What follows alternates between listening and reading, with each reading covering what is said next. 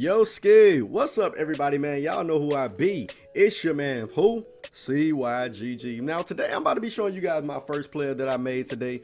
And also, I'm about to be showing you guys how I compare certain builds. Now, it's two builds that I'm going to be comparing today. And those two builds are the scoring machine and the offensive threat. Now, I'm going to be showing you guys which one I think is better and why do I think that specific archetype is better. Now, I'm gonna be honest now. While I was making this build, I'm gonna keep it real with you guys. I realized I can't put a build on him because if I do, he gonna look like poor boy Sin. I'm not trying to make no poor boy Sin out here. I'm just trying to make my regular archetype out here. Now, what happened while I was making this build, to be honest with you, like I was trying to make a shooting guard. Like I put shooting guard right there in the box. And then, you know, I put my handedness or whatever like that. I made sure I went about doing all those things. But then I looked down and it said preset builds. And I was like, yo, preset builds, it's dope. I like this. So I landed on shooter and then I pressed B and then I absolutely forgot that I made my player small forward. Now I'm not gonna lie, this what kind of makes this video kind of unique in a way, but at the same time, like I was kind of mad, man, because I really wanted to make a shooting guard. I didn't want to make a damn small forward, and to make it even worse, I kind of made an undersized small forward, but still that kind of plays a good point in this video nonetheless. Now, as you guys can see, man, I'm basically looking for, like, on the skill breakdown, I'm trying to look for the most balanced like skill breakdown. And this is where I was confused at when I was first making my play. I was like, yo, why are my physicals, my speed not going above a 79? What? Like shooting guards this slow? This shows you that I wasn't paying attention to the fact that I made a small forward. Thank you 2K for the fact that y'all allow us to make 6 different players. Because I clearly had messed up on that part.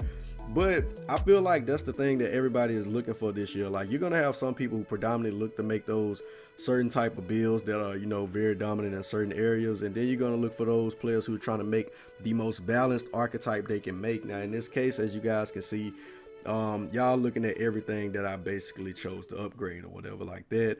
I went with the defined body type, man. I like the different type of body types they done put within the game this year. Like it's dope. And if you're looking at how slow I'm picking height, it's because at this moment, this is when I truly realized that I made a small forward. I was like, yo, you know what? He's going to be a 6'5" shooting guard today. I don't give a damn if I did choose small forward. He's going to be a shooting guard today. But if you make a small forward, I'm not going to lie. Like, they're actually useful. Like, they will be actually useful. Like I said, this is just me choosing one by accident without me even knowing it, and landing amongst a unique build or one of the many unique builds that are within NBA 2K20. Now, of course, I seen the slasher takeover and I was like, yeah, you know what? I'm gonna rock with that slasher takeover, man. I gotta go with that. I gotta go with that slasher takeover. Now, as you guys can see, it's gonna say you have built a scoring machine. Similarities of Jason Tatum, Julius Erving, and Jimmy Butler. Like, come on now. Like you can't go wrong with the comparison of those 3 players. Those 3 players are good. Now, as you guys can see, this is the major thing you want to pay attention to. You have 15, 13, 6, and 2. You have 15 finishing badges or potential upgrades for finishing badges. You have 13 potential upgrades for shooting badges, and you have 6 for playmaking, and you have 2 for defense. The 2 for defense is, to me, the worst part. But that's because when you're a small forward, they expect your height to kind of make up for some of it. And if you're a scoring machine, then they expect you really not to play much defense, which is weird because the comparison as far as like Julius Erving and Jimmy Butler, both of those guys play defense. You know what I'm saying? They both play defense, which is weird. But you guys are going to see me accidentally not get as many badges in the finishing badges. I didn't know you can finish upgrading them. Like the second player, you're gonna see me make way smarter badge decisions. I really sounded like I had a lisp. Why I sound like I had a lisp? I hope I'm not developing one. But onto the playmaking badges, man.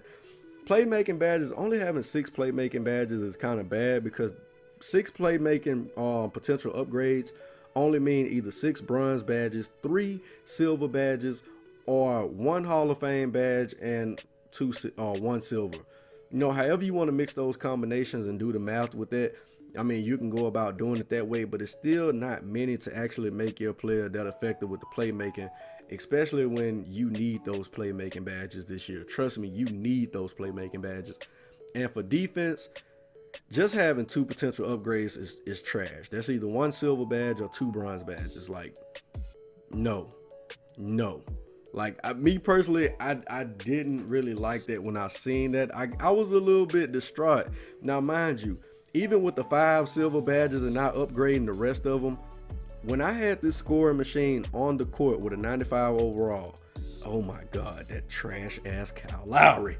Even when I still had this small forward on the floor, bro, he was doing his thing. He was really scoring. Like, he was very effective. I'm not even going to lie to you guys. Like, that scoring machine build is actually good. Now, the one that you're seeing me make now at shooting guard is the most common archetype or the most common player build that I feel like you are going to see this year, which is, you know, the offensive threat. Now, at shooting guard, now you guys can see I got the 85 speed.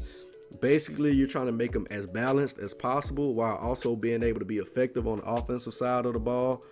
And like, I felt like that was the best way to go. As you guys can see, I'm gonna stick with the 85 speed and the 76 vertical, man. Like that, I feel like that's the way to go.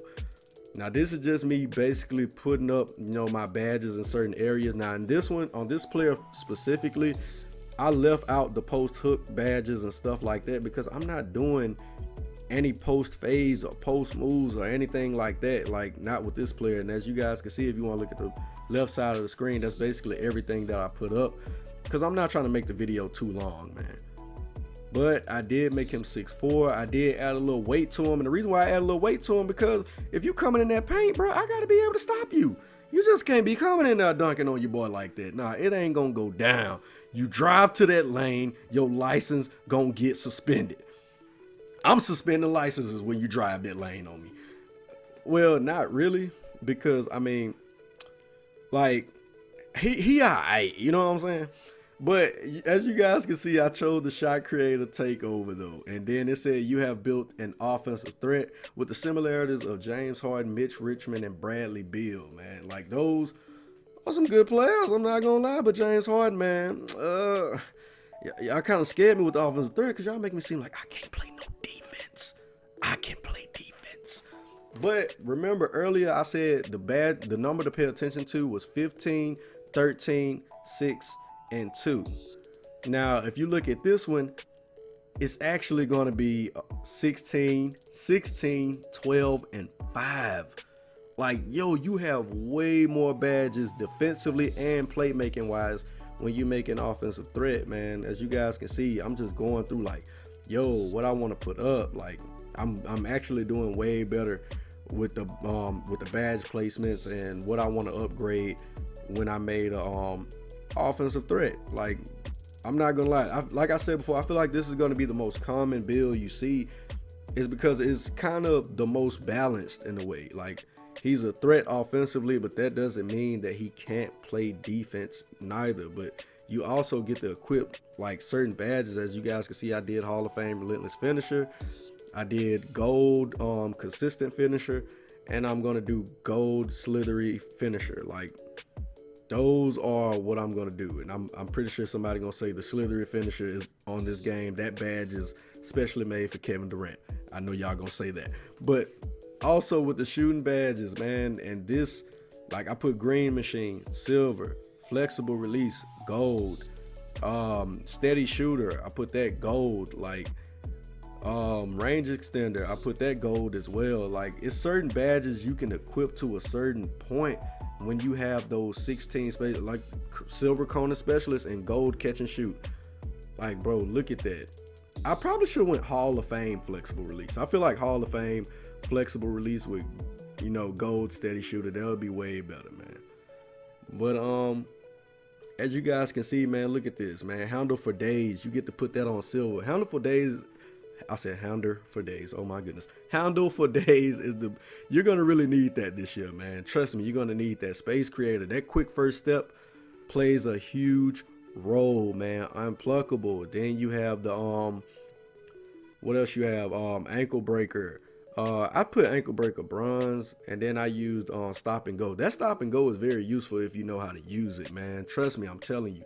And then here we go with the defensive badges. So I can go silver clamps, silver heart crusher, and silver tile, or bronze tireless defender. In this case, I might go silver bronze heart crusher and silver tireless defender.